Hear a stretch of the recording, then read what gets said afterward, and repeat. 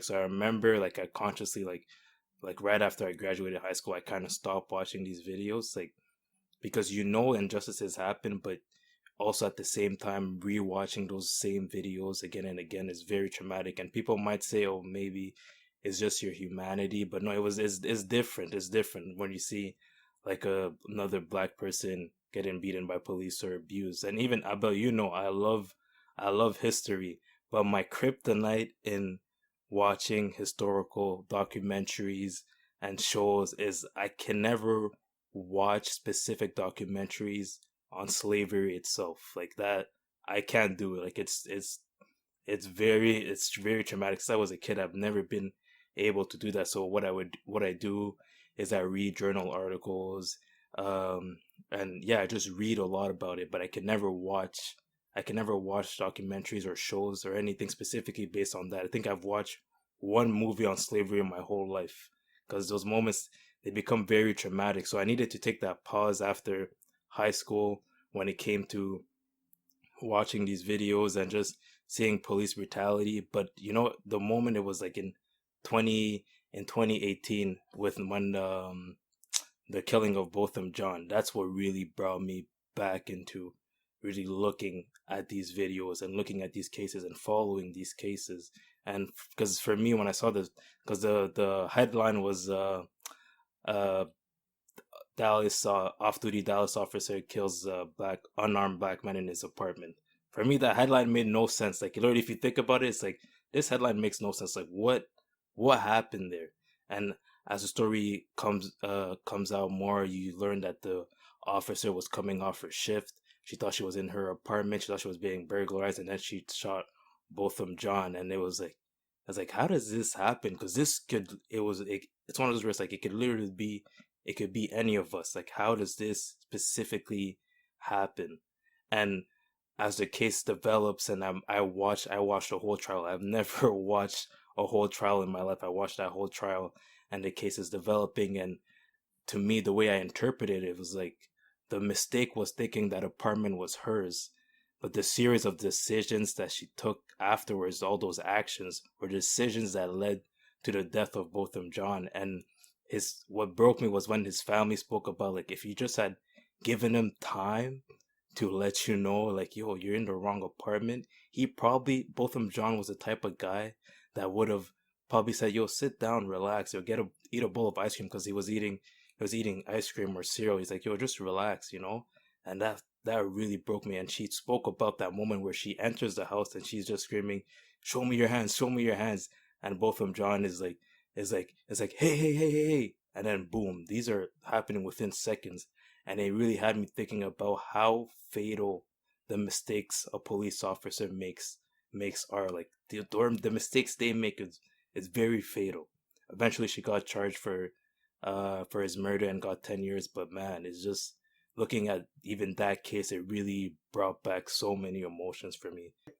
To be honest, when I see a lot of these cases, like mostly when the video comes out, whether it be like the Tamir Rice or like George Floyd example, like you said, Ivan, to be honest, like it's hard to watch. Like really, like every time I watch like these videos, like I almost want to cry, to be honest. And like there's a lot of anger in me, you know. But at the end of the day, I still push myself to watch it.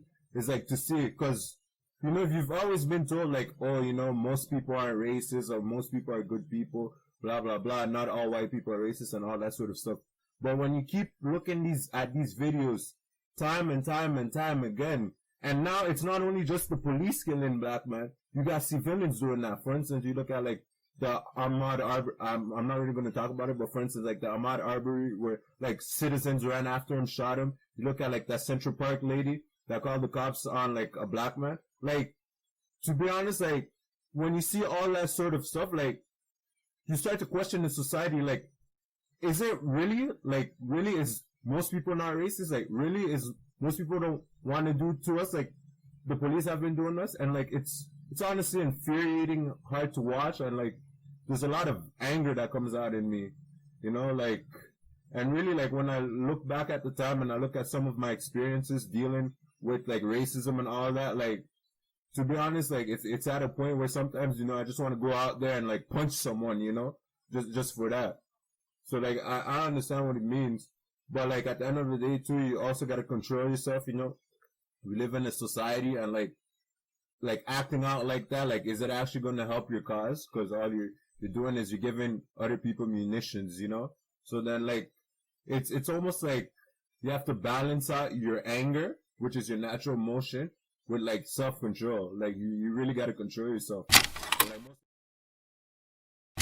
So the police was responding to a call from a shopkeeper about someone trying to pass a potentially counterfeit bill. Shortly after the police officers' arrival on the scene, they arrested George Floyd.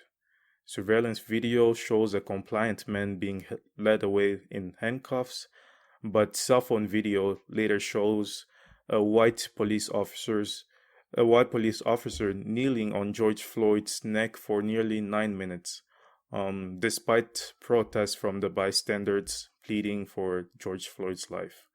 Uh, when the officer eventually removed his knee, George Floyd's body was limp and unresponsive. Uh, he was later proclaimed dead. Both state and private autopsies agreed that George Floyd's death was a homicide, despite the initial criminal complaints claiming that George Floyd had underlying health conditions, including coronary artery disease and hypertensive heart disease.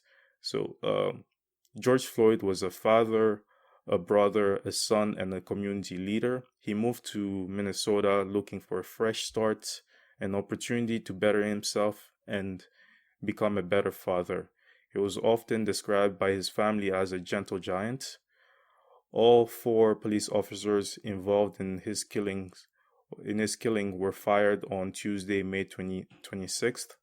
The former police officer who pressed his knee on George Floyd's neck was charged this Wednesday, June 3rd, with a new, more serious count of second-degree murder.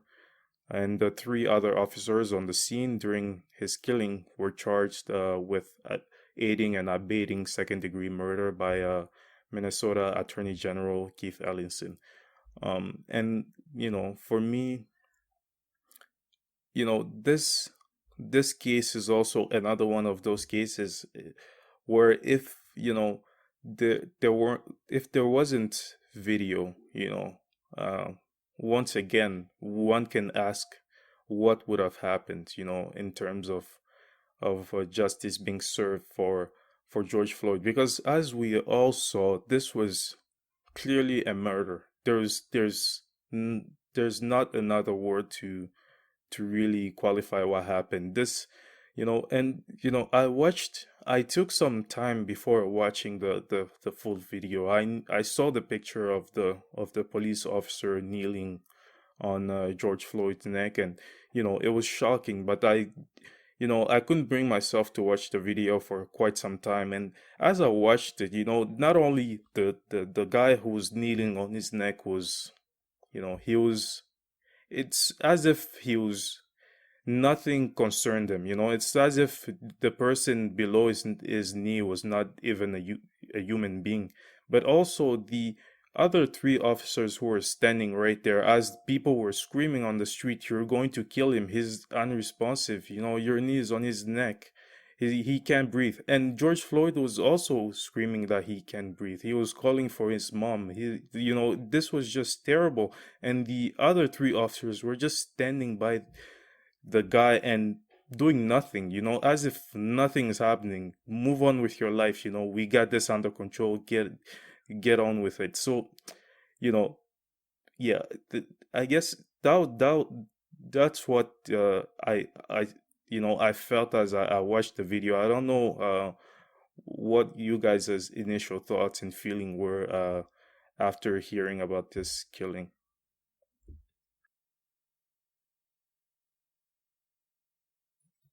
Well, to be honest, like one of the things, like it's a sad event, but like one of the things that is good that video came out is because you'd have a whole lot of white people that be like, well, black people, if you guys complied to the police, if you guys weren't violent, if you guys did not resist, all these events would not happen. Now this shows that the man was actually compliant, because you have different videos that show when they arrest him out the car, they put him out, they put him against the wall. He's not resisting. He is compliant.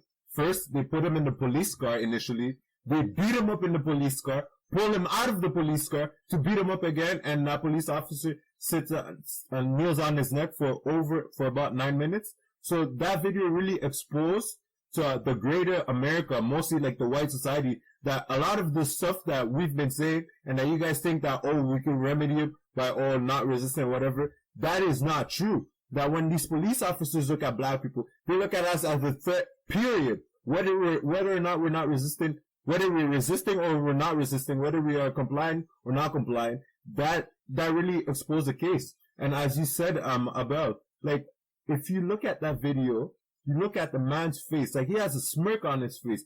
Really, he's kneeling on the man's head. You got the crowd around and tell him he's not responding. You're gonna kill him. You're gonna kill him. George Floyd's out there, yelling, "I can't breathe." He even starts bleeding from the nose. And what the police officer does, like with the blank stare, stares right at the camera with a smirk. What does that tell you? That tells you is, you know what? I'm protected. I can do whatever the hell I want to do. Y'all can't do nothing about it. You know, like, this is really like the not just the unequal treatment that we face, but it also speaks to the fact that when black people say that police officers don't look at us as human, they don't. How can you sit down there, put your knees on man's neck for about 9 minutes? For 7 minutes, the man became unresponsive. He peed on himself. And this guy did not want to take off his knees. So after the man's already dead, you keep kneeling. Then what is most insulting is after that 9 minutes of ordeal, they call the ambulance. Like, are you kidding me? You had your neck, the man was yelling, "I can't breathe," for over 7 minutes. You still kneel him, then after you call the ambulance? Come on, man. Like this is so messed up. This is so infuriating. And what I hate the most is this. You got a whole lot of people, mostly white people, they're gonna be like, well, this is a few bad apples. He doesn't represent the whole police force, blah, blah, blah. Well, wait. Ever heard of the expression, like, the few bad apples round the whole barrel? Like, you know, we can't keep saying, oh, these are isolated examples. No.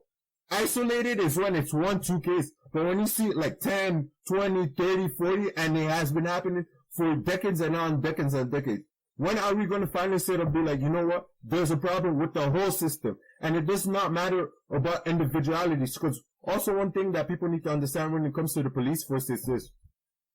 When you put on that uniform, you represent the system. And when you put on that uniform, when you go through that training, like, you're not that individual anymore. You're not an individual. You are part of the body. So if the culture in the police force is rotten, whether you're a good individual or bad individual, like, you get socialized with their culture and you start acting like the way they act. You know? So, like, when are we going to get past this false rhetoric that a few bad apples, a few bad apples? And also another thing I want to say is this. How come when the police does a crime, we single them out as an individual? But when the black community, when a black person does a crime, it's, oh, all of them are like that. Oh, black people are gangsters. Black people can't behave themselves. Black people are criminals. So wait, we generalize the action of one black person to represent a whole community, but we can't do that with the police? That in and of itself show double standards in how we deal with a lot of these issues. And it makes no sense. Yeah, and even to your point, because sometimes people say, yo, context. What happened before? What happened after? Now you have the whole context. And it's crazy to even look at it because this is over $20. Supposedly a $20 counterfeit bill. So from a $20 counterfeit bill, the series of events that happen after that, the police officer puts his knee on George Floyd's neck. And George Floyd eventually dies and is murdered by that officer for $20. What's stupendous to me is, like, these situations do not need to happen. Why is it happening over $20? And now you have people talking about, oh, well, George Floyd wasn't a good man. They bring out a rap sheet from years ago. Like, so because of what you supposedly could have done years and years ago, somebody is allowed to put his knee on your neck. Is that what we're saying is acceptable because you have some sort of past? that makes no sense. And it just I come back to this all the time, man. Is $20, man. A $20. I don't even know if it's even confirmed yet whether it was counterfeit or not, but like over $20. This is where we're at right now. Over $20. That And yet, nah, man. and yeah, no, what you said is so true. Like, what's the point of jail then? If we're not gonna, like, what's the point of jail? Like, if someone does something bad, he gets arrested, and once he comes out, he already paid his due to society. So if we're gonna keep the records on people's head like that, so then what's the point of putting them in jail for? Like, you know, like jail is supposed to be a correctional institution. Like people say, jail is supposed to be the place where when you do something bad, you get put in there so you reflect on your actions, so when you come out, you become a better man. So how can we say on one hand, well, jail should be a correctional facility, blah, blah, blah, blah, blah, but on the other hand, after someone pays his due, we're still going to hold it against his head.